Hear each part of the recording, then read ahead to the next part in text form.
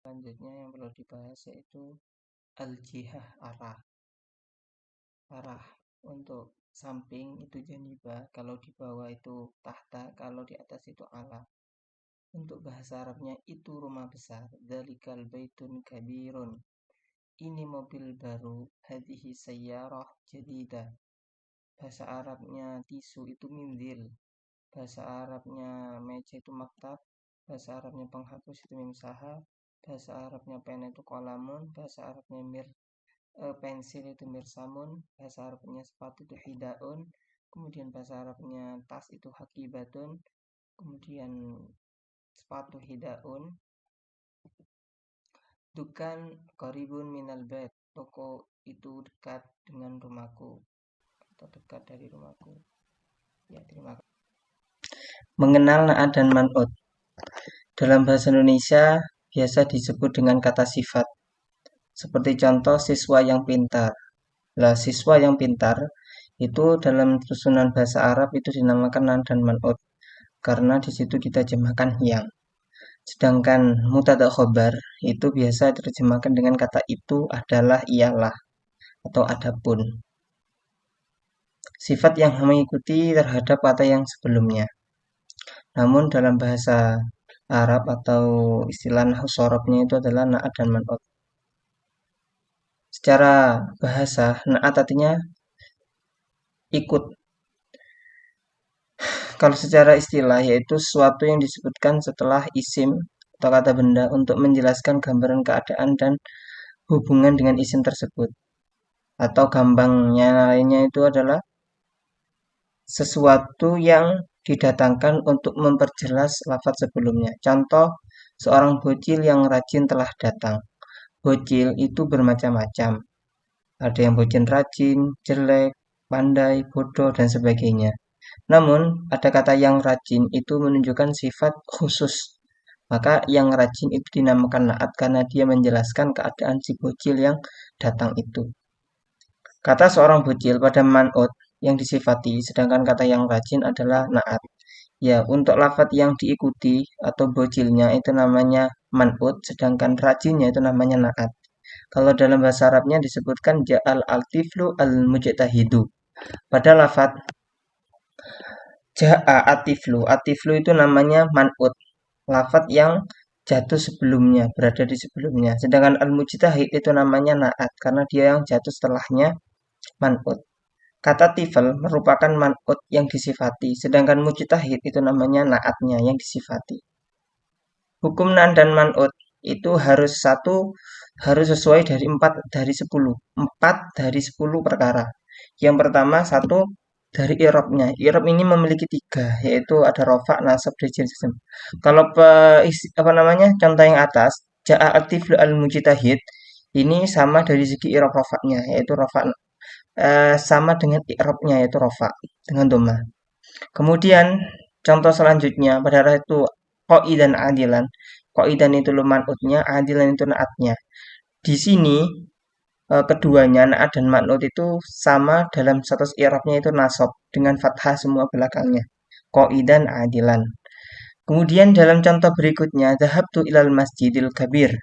Pada lafaz al-masjidil kabir di sini al-masjid menjadi man'ut, al-kabir menjadi na'at. Nah, ma'at dan man'ut di sini status i'rabnya sama-sama dibaca jar dengan kasroh. Itu syaratnya yang pertama harus sama dari segi i'rab yaitu kalau nofa, rofa, nasab, jar. Selanjutnya yang kedua harus sama dari adat jumlah bilangannya. Contoh yang pertama ja'atlifu an-najih. At-talib an-najih di sini at-talib itu naatnya, man'utnya, an-najih itu naatnya. Dan at-talib itu bentuknya mufrad, an-najih mufrad, maka dia sama dari segi mufradnya bermakna satu, maka dia cocok dari segi adat atau jumlahnya. Kemudian ja'at talibani an-najihani. At-talibani di sini adalah man'ut yang menjadi atau lafadz yang disifati oleh najihani atau man'ut. Dia itu bentuknya tasniyah karena di akhir alif nun. Maka sifatnya harus sama. An-najihani di akhir alif nun juga.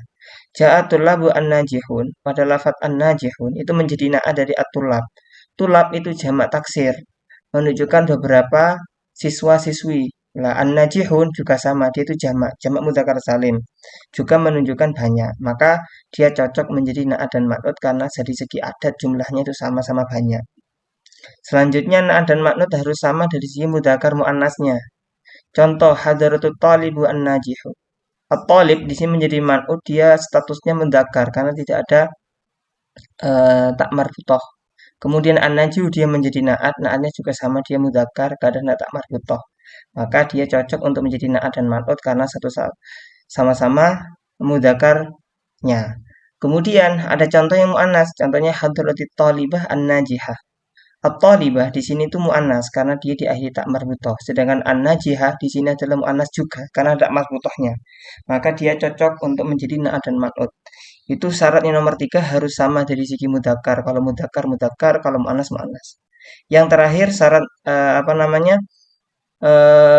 Na'at dan man'ut itu harus sama dari segi makrifat dan nakirahnya. Artinya kalau man'utnya nakirah ya harus na'atnya nakirah. Kalau man'utnya itu makrifat harus makrifat. Contohnya ja'a talibun najihun. Pada lafaz at-talibun itu man'ut. An-najihun itu na'at. Dan na'at dan man'ut harus sama.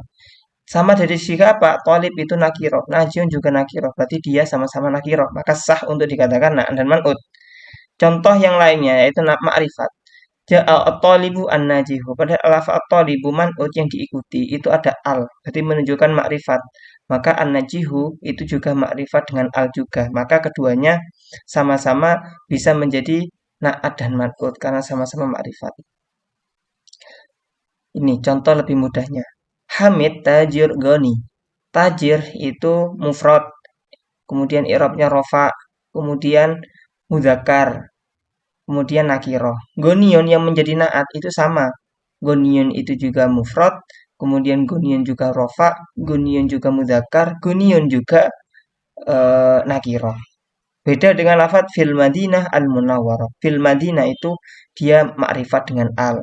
Al munawwarah juga makrifat dengan al. Al madinah muannas dengan tak marbutoh. Munawwarah juga muannas dengan tak marbutoh. Kemudian al madinah itu jernya dengan kasroh. Al munawwarati juga sama jer dengan kasroh. Maka dia cocok dari segi syarat dan ad dan mad'ud, yaitu harus sama dari segi apa namanya, mufrad tasniyah jamaknya, kemudian i'rabnya, kemudian mudzakkar muannasnya, dan yang terakhir ma'rifat dan nakirahnya.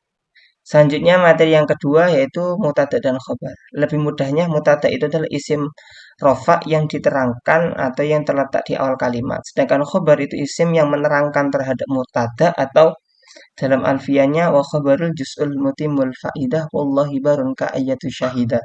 Yaitu khobar yang tujuannya untuk menyempurnakan makna dari mutada.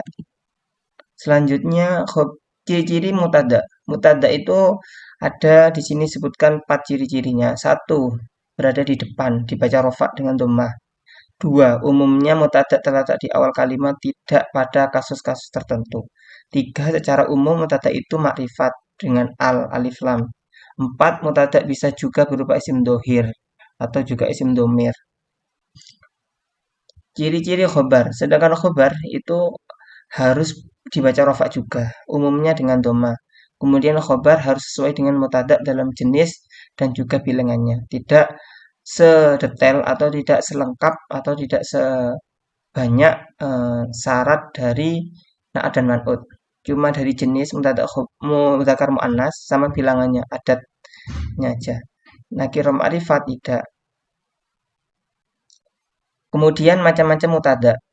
Mutada dibagi menjadi 2. Ada isim domir, yaitu huwa huma hum.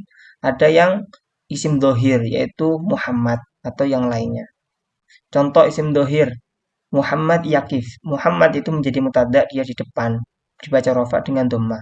Maka dia mutada. Kemudian dia Muhammad itu dohir, bukan domir. Bukan dari salah satu huwa huma hum ana nahnu. Kemudian yang nomor 2 mutada isim domir, yaitu mutada yang diawali dengan domir munfasil, karena domir yang bisa menjadi mutada itu hanya domir munfasil. Kalau domir mutasil itu tidak bisa menjadi mutada. Contohnya ana talibun huma rajulani talibani hiya talibah. Hiya huma ana itu statusnya menjadi mutada karena dia di depan dan semuanya itu berupa domir, maka dia mutada isim domir. Selanjutnya macam-macam khobar. Nah, ini khobar banyak macamnya, ada 4. Kalau disifisikan itu dua, ada khobar mufrad dan gairu mufrad. Kemudian gairu mufrad dibagi menjadi dua lagi, ada jumlah sama syibh jumlah. Kemudian jumlah dibagi lagi ada dua, ada jumlah fi'liyah sama ismiyah. Kemudian syibh jumlah dibagi dua lagi menjadi jar majrur sama dzaraf. Kalau untuk yang pertama, khobar yang mufrad. Khobar mufrad adalah khobar yang tidak berupa jumlah kalimat atau syibh jumlah. Contohnya jayyidun.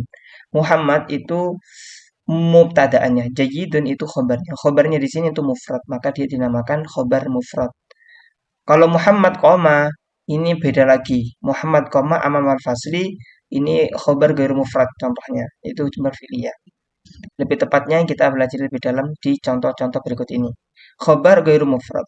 Khobar yang bukan berupa mufrad, pasti dia gairu mufrad. Kalau gairu mufrad itu dibagi 4, yaitu ada dorof, jar majrur, jumlah fi'liyah, jumlah ismiyah. Contoh dari jumlah ismiyah dulu. Contohnya Zaidun ummuhu mudarrisatun. Zaidun kalau dimaknai Jawa. Zaidun utawi Zaid, ummuhu utawi iki ibu Zaid, mudarrisatun iku guru wadon. Ibunya Zaid adalah seorang guru perempuan. Contoh untuk khobar jumlah ismiyah, yaitu gabungan mutadat dan khobar keduanya, itu lafadz ummuhu. Ummuhu di situ menjadi khobar dari lafadz Zaid. Kemudian ummuhu dia itu jumlah. Ummuhu mudarisa itu adalah jumlah ismiyah karena dia mutadak khobar. Berbeda pada lafadz walidu Zaidin yakifu. Walidu Zaidin itu adalah mutadak di depan. Yakifu itu menjadi khobar. Khobarnya itu berupa fi'il. Yakifu dari kata-kata wakofa yakifu yaitu fi'il mudore. Maka dia berarti khobar yang namanya jumlah fi'liyah karena dia awali dengan kalimat fi'il yakifu. Kemudian ada contoh lagi Zaidun fil bait. Zaidun itu menjadi mutadak karena di depan, fil bait itu menjadi khobar. Karena dia khobar yang diawali dengan huruf jar, maka dia dinamakan khobar gairu mufrad yang berupa jar majrur. Yang terakhir yaitu Zaidun amamal bait. Zaidun itu di depan, maka dia mutada. Sedangkan amamal bait itu menjadi khobar. Karena lafadz yang jatuh setelah mutada itu adalah khobar. Maka khobarnya berupa amamal bait. Sedangkan amama itu adalah dorof. Menunjukkan tempat. Di depan, di belakang, di tengah, di samping, di kanan, di bawah, di kiri. Itu namanya dorof. Maka Zaidun amamal bait itu contoh dari khobar gair mufrad yang berupa dorof. Ya. Lebih tepatnya, lebih mudahnya kita perhatikan contoh berikut ini. Contoh untuk mudzakkar, thalibul muslim, thalibani muslimani. Untuk muannas, thalibatun muslimatun.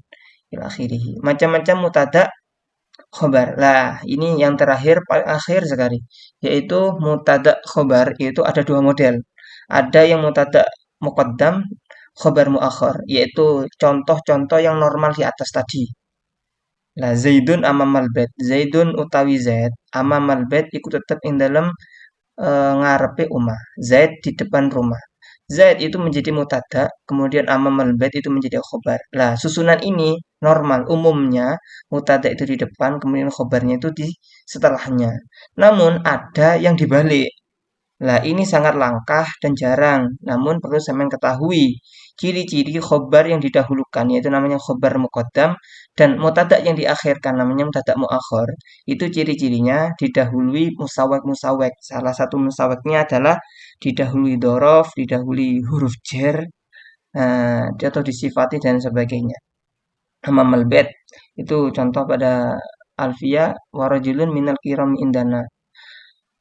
Amamal bait itu dorof, dia berada di depan, dia menjadi khobar, maka dia namanya khobar muqaddam karena didahulukan. Zaidun yang mana dia mutadak kok di belakang kan namanya mutadak muakhir. Yes, terima kasih, semoga bermanfaat. Selamat belajar. Wallahu a'lam bishawab. Assalamualaikum warahmatullahi wabarakatuh.